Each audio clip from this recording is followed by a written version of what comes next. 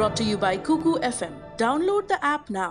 संगच्छध्वम संवदध्वम संवो मानसी जानताम, अर्थात हम सब साथ मिलकर चलें, मिलकर संवाद करें, यानी हम सब का मन मस्तिष्क एक रहे। 1 नवंबर को प्रधानमंत्री नरेंद्र मोदी ग्लासगो में थे।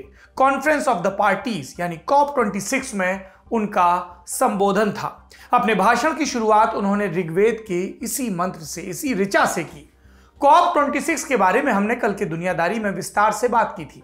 आपको उसका लिंक डिस्क्रिप्शन बॉक्स में मिल जाएगा। आज के शो में हम बात करेंगे ग्लासगो में भारत ने ग्लोबल वार्मिंग से निपटने को लेकर क्या प्लान पेश किया है। ग्लोबल वार्मिंग, दुनिया गर्म होती जा रही है और उसकी वजह से तब्दीलियां आ रही हैं वातावरण में, जलवायु में। प्रधानमंत्री नरेंद्र मोदी के संबोधन पर विदेशी मीडिया में क्या लिखा जा रहा है, इसकी भी चर्चा करेंगे। नमस्ते, मेरा नाम सौरभ द्विवेदी है और आप दुनियादारी देखना शुरू कर चुके हैं। लल्लन टॉप का यह है इंटरनेशनल खबरों का डेली बुलेटिन। बुलेटिन में आगे बढ़ने से पहले एक जरूरी सूचना। दुनियादारी के इस एपिसोड के पार्टनर हैं कुकू एफएम। यहां पर आपको साहित्य, राजनीति, कला, आत्मकथा, जीवनी के अलावा तमाम विधाओं की ऑडियो बुक्स मिलती हैं। ऑडियो बुक्स मतलब क्लिक कर दो, बोलते रहते हैं कोई भाई साहब या बहन जी, आप काम भी निपटाते रहो और सुनते रहो। अब दिवाली है, सब लोग ऑफर देते हैं, इन्होंने भी दिया है। कह रहे हैं कि हमारा प्रीमियम सब्सक्रिप्शन लो तो 50% की छूट मिलेगी। उसके लिए दिवाली 50 कोड डालना होगा, DIWALI। हमारी बहन जी हमारा बड़ा मजाक उड़ाती हैं जब हम दिवाली को दीपावली, दीपोत्सव कहते हैं। कहती हैं वो रही के हो, रही के ही रहोगे, ज़्यादा अंग्रेजी ना छाटो। बहरहाल आगे बढ़ते हैं, मुद्दे पर आते हैं। हम अक्सर सुनते आ रहे थे कि ग्लोबल वार्मिंग एक वैश्विक समस्या है। अब ये हमारी आंखों के सामने दिखने भी लगा है। दुनिया भर में एक्सट्रीम वेदर कंडीशंस देखने को मिल रही हैं। जहां कभी साल भर बर्फ जमी रहती थी, वहां झुलसाने वाली गर्मी हो रही है। वर्षा वनों में भयानक आग है और इस बुश फायर में कई प्रजातियां लुप्त हो चुकी हैं। कभी तूफान, कभी फ्लैश फ्लड, कभी भूस्खलन, ऐसी आपदाएं आम समाचार हो चुकी हैं। वैज्ञानिकों का कहना है कि अगर धरती का तापमान और बढ़ा, इसको और बुखार चढ़ा, तो तबाही तय है। एक अनुमान और लगाया जा रहा है कि जिस रफ्तार से ग्रीन हाउस गैसों का उत्सर्जन हो रहा है, यानी उन्हें हवा में छोड़ा जा रहा है, उस हिसाब से अगले कुछ दशकों में धरती का तापमान औसतन 3 डिग्री सेल्सियस तक और बढ़ जाएगा। और ऐसा हुआ तो ऐसी तैसी होना तय है। इसीलिए हर साल दुनिया भर के देश एक साथ बैठकर चिंतन मनन करते हैं ताकि ये स्थिति, ये नौबत आए ना। इस बैठक को कॉप कहा जाता है। कॉप के बैनर तले पहला कॉन्फ्रेंस 1995 में बर्लिन में हुआ था और तब से अब तक कॉप की जरूरत बढ़ गई है। जलवायु परिवर्तन की समस्या का ग्राफ ऊपर जा चुका है, या यूं कहें कि इसका नियंत्रण हाथ से छूटने ही वाला है। 2015 में पेरिस के कॉप सम्मेलन में एक साझा लक्ष्य रखा गया था। तय हुआ कि धरती के तापमान को अब यहां से 1.5 डिग्री सेल्सियस से ज्यादा नहीं बढ़ने देना है, तभी बर्बादी पर फुल स्टॉप लग सकता है। ग्लासगो में कॉप का 26वां संस्करण 31 अक्टूबर को शुरू हुआ। ये कॉन्फ्रेंस 12 नवंबर तक चलेगी। इस बार की बैठक धरती को बचाने का आखिरी मौका है। अगस्त 2021 में inter government panel on climate change यानी IPCC, फुल फॉर्म याद कर लो, पूछा जा सकता है। इसकी रिपोर्ट में साफ साफ कहा गया था कि या तो अभी सुधर जाइए वरना नेचर आपको खुद सुधार देगा। अब भारत की बात करते हैं। भारत दुनिया का तीसरा सबसे बड़ा कार्बन उत्सर्जक देश है। पहले और दूसरे नंबर पे कौन कौन है? अमेरिका और चीन। भारत हम जानते हैं कि आबादी के मामले में आधिकारिक रूप से दूसरे नंबर पर है।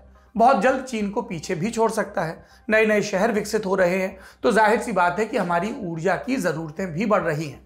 इस लिहाज से क्लाइमेट चेंज के खेल में भारत एक डिसाइडिंग फैक्टर है और इसी वजह से दुनिया की निगाहें भारत के प्रस्ताव पर थी। 1 नवंबर को हमारे प्रधानमंत्री नरेंद्र मोदी ने COP26 में भारत का प्लान पेश किया। उन्होंने कहा ये पंचामृत का कंसेप्ट है। ये क्या है? 5 उपाय जिनके जरिए भारत क्लाइमेट चेंज की समस्या से निपटने में अपने हिस्से का योगदान देगा। क्या है ये चेंज? पहला, भारत 2030 तक अपने गैर जीवाश्म ईंधन क्षमता को 500 गीगावाट तक पहुंचाएगा। इसमें solar, hydro electric, geothermal, wind और बायोमास आदि शामिल है। दूसरा, भारत 2030 तक अपनी 50% ऊर्जा जरूरतों की पूर्ति नवीकरणीय ऊर्जा से करेगा, रिन्यूएबल एनर्जी। तीसरा, भारत अभी से 2030 तक के कुल प्रोजेक्टेड कार्बन उत्सर्जन में 100 करोड़ टन की कमी करेगा। चौथा, 2030 तक भारत अपनी अर्थव्यवस्था की कार्बन इंटेंसिटी को 45% से भी कम करेगा। और पांचवा, 2070 तक भारत नेट जीरो का लक्ष्य हासिल करेगा। नेट जीरो का अर्थ ये नहीं कि कार्बन उत्सर्जन को पूरी तरह खत्म कर दिया जाएगा, बल्कि अर्थ ये कि जितना हम ग्रीन हाउस गैस निकालेंगे उतने को तकनीक के जरिए वायुमंडल में पहुंचने से पहले ही खत्म ही कर देंगे ताकि संतुलन बना रहे। पिछले साल ही चीन ने भी अपना नेट जीरो का डिसाइडिंग ईयर ऐलान किया था उसका कि हम 2060 तक नेट जीरो के लक्ष्य को हासिल कर लेंगे। इसके बाद से इंडिया पर प्रेशर बन रहा था क्योंकि अमेरिका पहले ही 2050 की बात कर रहा था। आपने भारत का प्रस्ताव सुन लिया, पंचामृत प्रस्ताव। अब जानते हैं कि विदेशी मीडिया में हमारे इस प्रस्ताव पर क्या प्रतिक्रिया आई। ब्रिटिश अखबार द इंडिपेंडेंट ने प्रधानमंत्री मोदी के संबोधन को विस्तार से छापा। इसमें पेरिस क्लाइमेट एग्रीमेंट के बाद भारत के प्रयासों की सराहना की गई। हालांकि यह भी कहा गया कि ग्रीन एनर्जी के क्षेत्र में विकास के बावजूद कोयले पर भारत की निर्भरता जारी है। अखबार ने इसको लेकर चिंता जताई कि जहां एक तरफ भारत नवीकरणीय ऊर्जा के उत्पादन पर जोर दे रहा है, दूसरी तरफ उसने कोयले का इस्तेमाल बंद करने या नए कोल प्लांट्स पर रोक लगाने को लेकर अभी कोई पिंकी प्रॉमिस, कोई वादा नहीं किया है।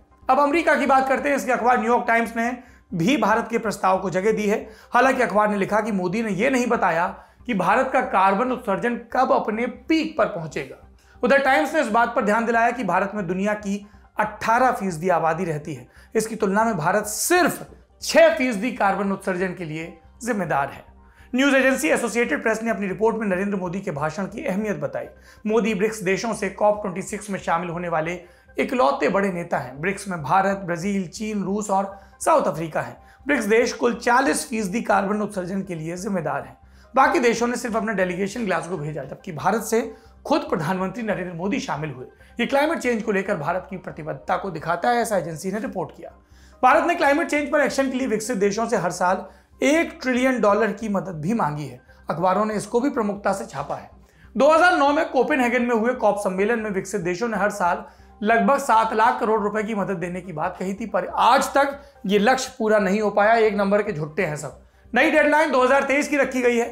तब तक विकसित देश विकासशील और अल्प विकसित देशों की मदद नहीं करते तो क्लाइमेट चेंज की समस्या से निपटना नामुमकिन है, क्योंकि क्लाइमेट चेंज के तार एक दूसरे से जुड़े हैं। ये नहीं कि तुम अपना देख लो, हम अपना देखेंगे। अब ये भी जान लीजिए कि COP26 में अभी तक क्या क्या हुआ है। पहले दिन यूएन के सेक्रेटरी जनरल अंतोनियो गुतेरेस का संबोधन हुआ।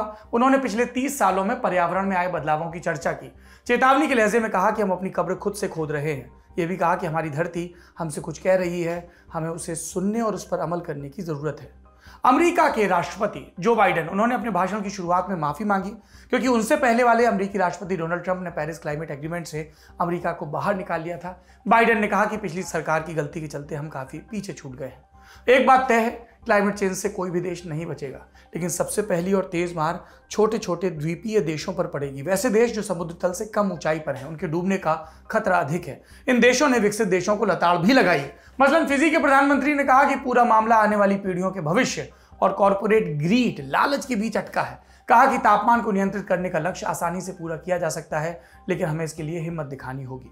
COP26 के पहले दिन 100 से अधिक देश इस बात पर राजी हो गए कि 2030 तक जंगलों की कटाई को पूरी तरह रोक दिया जाएगा। इसमें अभी बहुत कुछ होना बाकी है, इस पर हमारी नजर बनी रहेगी। आप बने रहिए लल्लन टॉप के साथ। आज की दुनियादारी में इतना ही।